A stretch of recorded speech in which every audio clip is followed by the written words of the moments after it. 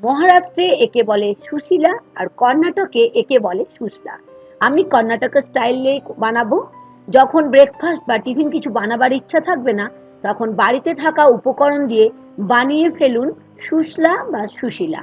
এটা বানানো যেমন সহজ, খেতেও কিন্তু দারুণ টেস্টি। তাহলে চলুন শুরু করি। আমি এখানে মুড়ি নিয়েছি 4 কাপ, যেটাকে মুড়মুড়েও বলে। ওজনে হচ্ছে 100 গ্রাম। যে কোনো ব্র্যান্ডের মুড়ি নেবেন। নিয়ে নিলাম বেশ খানিকটা জল। মুড়ির মধ্যে জলটা আমি প্রথমেই ঢেলে দিচ্ছি। এখন সমস্ত মুড়িগুলোকে আমি জলের মধ্যে মধ্যে দেখুন ঠিক এরকম ভাবে পরিষ্কার করে ধুয়ে নিচ্ছি। এখন একটা বাটিতে নিয়ে নিলাম একটা ছাঁকনি। আর যে মুড়িটা আমি জলে ভিজিয়েছিলাম, বেশিক্ষণ ভেজানোর দরকার নেই, শুধু মুড়িটাকে একবার ধুয়ে নিতে হবে।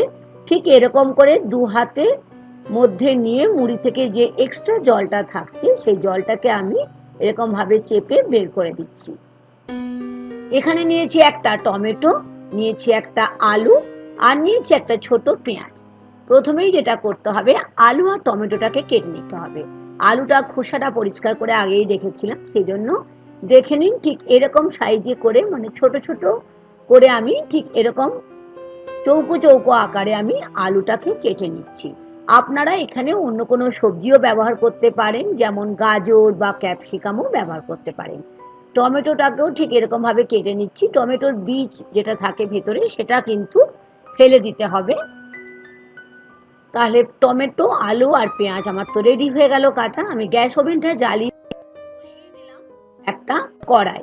কড়াইটা বেশ ভালো করে গরম হয়ে যাওয়ার পর 4 চামচ ছোট চামচের সাদা তেল নিলাম। তেলটা গরম হয়ে যাওয়ার পরে নিয়ে নিচ্ছি 1/4 কাপ কাঁচা বাদাম। লো টু মিডিয়াম ফ্লেমে আমি বাদামটাকে ব্রাউন করে আমি ভেজে নেব। খুব বেশি ব্রাউন করা চলবে না। যখনই দেখবেন কালার একটু ব্রাউন হয়ে গেছে, তখন এটাকে আমি একটা প্লেটের মধ্যে বাদামটাকে তুলে নিচ্ছি। এখন যে আলুটা ছোট করে কেটে রেখেছিলাম, আলুটা নিয়ে নিলাম। আলুটা নিয়ে অল্প নিয়ে নিলাম লবণ। তাহলে লবণ দিয়ে যদি আমরা আলুটাকে ভাজি, লবণটা আলুর মধ্যে ঢুকে যাবে। একটু ভাজার পরে আমি এখানে নিয়ে নিলাম খুব সামান্য হলুদ। ঠিক এরকম করে লবণ আর হলুদ দিয়ে যখন দেখবেন একটু ব্রাউন কালার হয়েছে, আমি আলুটাকে দেখিয়ে দিচ্ছি ভাজতে ভাজতে, দেখুন ঠিক সেদ্ধ হয়ে গেছে। এই অবস্থায় আমি আলুটাকেও যে প্লেটে আমি বাদামটা তুলে রেখেছি সেই প্লেটে তুলে নিচ্ছি। আমি প্রথমেই বলেছি আজকের টিফিন বা ব্রেকফাস্টের বা সন্ধ্যেবেলা টিফিনের জন্য বানাতে পারেন এই রেসিপি বাড়িতে থাকা উপকরণ দিয়ে। বানানো তো ভীষণই সহজ।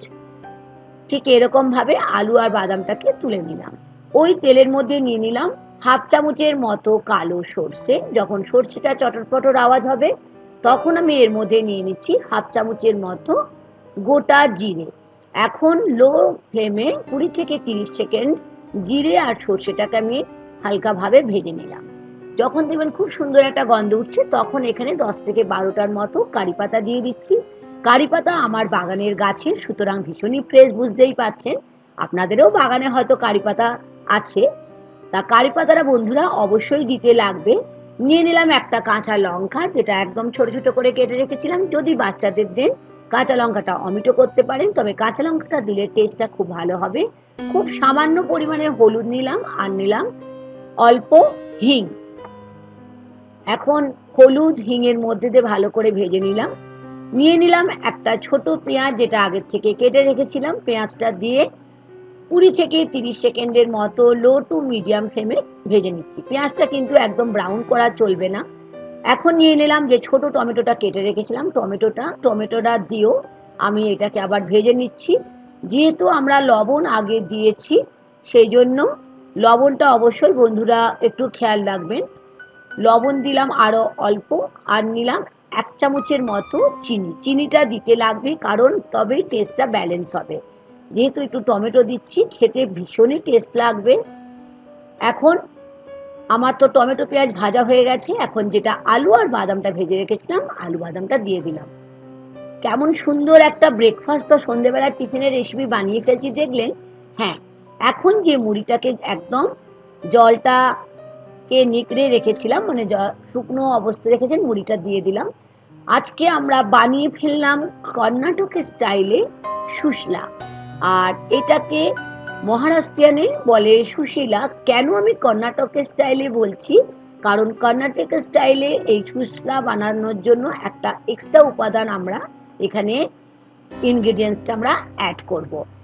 1 থেকে 2 মিনিটে মিডিয়াম ফ্লেমে বেশ ভালো করে সমস্ত মশলার সঙ্গে আমি মুড়িটাকে ঠিক এরকমভাবে মিশিয়ে নিলাম। এই হচ্ছে সেই ইনগ্রেডিয়েন্টস। বড় চামচের 1 চামচ ছাতু, মানে গ্রাম ফ্লাওয়ার, যেটা রোস্টেড পাওয়া যায়। এটা কর্ণাটকের মানুষরা ইউজ করে, তবে মহারাষ্ট্রে এটা ইউজ করে না। এটা দিলে কিন্তু খেতে ভীষণ ভালো লাগবে। আর মুড়মুড়ে পোহা বা মুড়ির পোহা বা সুশীলা বা সুশলা খেতে ভীষণই টেস্টি হবে। একদম শেষে নিয়ে নিলাম খানিকটা ধনেপাতা, ফ্রেশ ধনেপাতা। ঠিক এই অবস্থায় গ্যাস ওভেনটা আমি বন্ধ করে নিলাম। আশা করি আজকের রেসিপি আপনাদের ভীষণই ভালো লেগেছে। আর অবশ্যই গ্যাসটা বন্ধ করে লেবুর রসটা দেবেন। 1 চামচ দিয়ে দিলাম লেবুর রস। লেবুর রসটা দিয়ে আবার একবার ভালো করে আমি এটাকে নেড়ে চেড়ে নিচ্ছি। চিড়ের তো পোহা আমরা খেয়ে থাকি বা আপনারাও বানিয়ে থাকেন, তবে অনুরোধ থাকলো বন্ধুরা, একবার আমার মতো করে মুড়ির পোহা বা কর্ণাটকের স্টাইলে সুশলা বা মারাঠি স্টাইলের সুশীলা বানিয়ে সকলকে খাওয়ান। আর আমাকে জানাতে ভুলবেন না নতুন ধরনের একটা ব্রেকফাস্টই বলুন বা সন্ধেবেলার একটা টিফিনই বলুন কেমন লাগলো। আশা করি ভালো লেগেছে। ওপর থেকে ছড়িয়ে দিলাম খানিকটা লাইলন শেপ। অবশ্যই লাইক আর শেয়ার করতে ভুলবেন না বন্ধুরা। আর নতুন বন্ধু হলে অনুরোধ থাকলো কুকিং উইথ মুনমুনের সাথে থাকার, মানে আমার চ্যানেলটিকে সাবস্ক্রাইব করে নেওয়ার অনুরোধ থাকলো। এখন টেস্ট করবার পালা।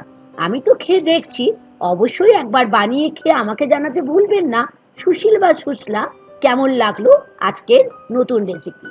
Thank you.